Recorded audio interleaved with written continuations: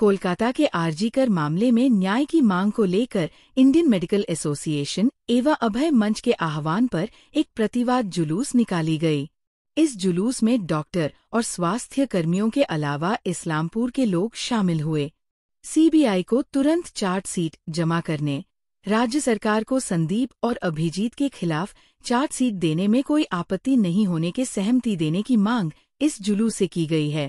ये जुलूस इस्लामपुर अनुमंडल अस्पताल से शुरू हुआ और शहर के चारों ओर परिक्रमा करने के बाद पुनः इस्लामपुर अनुमंडल अस्पताल में आकर समाप्त हुआ। तिलोत्तमार বিচার চাই। আপনারা দেখছেন যে প্রায় 150 দিন পার হয়ে গেছে এবং আজকে সিবিআই যে রিপোর্ট দিয়েছে সেই রিপোর্টের মধ্যে তারা হচ্ছে মূল যে দুজন অভিযুক্ত সেই দুজন অভিযুক্তকে তারা ছাড় দিয়ে রেখেছে এবং দুজন অভিযুক্তকে ছাড় দেওয়ার ফলে তারা জামিন পেয়ে গেছে।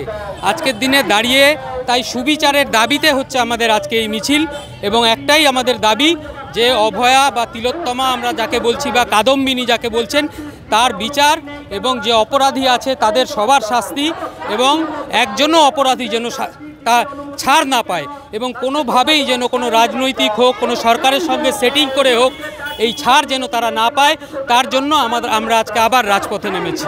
কি মনে হচ্ছে বিচার পাবে কাদম্বিনী? কি মনে হচ্ছে?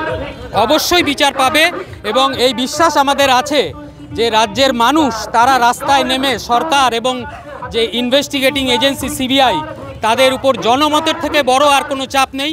সেই চাপের মাধ্যমে আমরা এই বিচার আদায় করে নেব এবং আপনারা জানেন ইতিমধ্যে কাদম্বিনীর বাবা মা তারা হচ্ছে আবার হাইকোর্টে আজকে তাদের অ্যাপিল ছিল, তারা সেই অ্যাপিল হাইকোর্ট গ্রহণ করেছে এবং সিবিআই সেখানে স্বীকার করেছে যেভাবে তদন্ত হওয়া উচিত ছিল সেই তদন্তের অনেক পয়েন্ট হচ্ছে তারা মিস করেছে।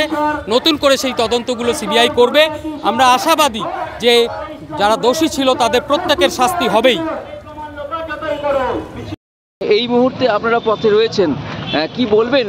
এতদিন পার হয়ে গেল, আবার পথে কেন? তার কারণ 100 দিনের বেশি পার হয়ে গেছে, কিন্তু মামলাটা যেখানে ছিল সেখানে ঝুলেই আছে।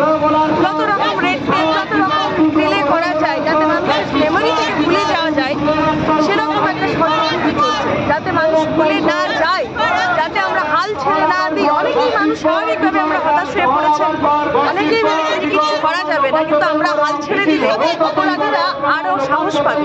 তাই সবাইকে আমরা আবার রাস্তায় নামার আহ্বান জানাচ্ছি যাতে তিলোত্তমাকে আমরা ভুলে না যাই, এর জন্য আমরা শেষ থাকতে পারি। সেটাই। আপনার নাম? আমার নাম ডক্টর প্রথমা দে। এতদিন পরে আবার রাস্তায় নামলেন, কি দাবি?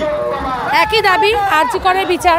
সব কিছুর আমরা জানি যে হাইকোর্টেরও সুপ্রিম কোর্ট, হাইকোর্টের বিচারাধীন সমস্ত কিছুর হয়ে যাচ্ছে জাজমেন্ট, কিন্তু সুপ্রিম কোর্টে গিয়ে এই অবস্থা, এটা মানা যায় না। সেই রিমান্ডে আমরা আবার পথে নেমেছি। এতদিন পার হয়ে গেল, বিচার কি পেয়েছে? একটু হলেও কি মনে? একটুও পায়নি, উল্টো আরও বাজে অবস্থা হয়ে গেছে। চার্জশিট জমা পড়েনি, সেই জন্যই আমরা আবার পথে নেমেছি। এবার সঠিক চার্জশিট দিতে হবে এবং অপরাধীদের শাস্তি দিতে হবে।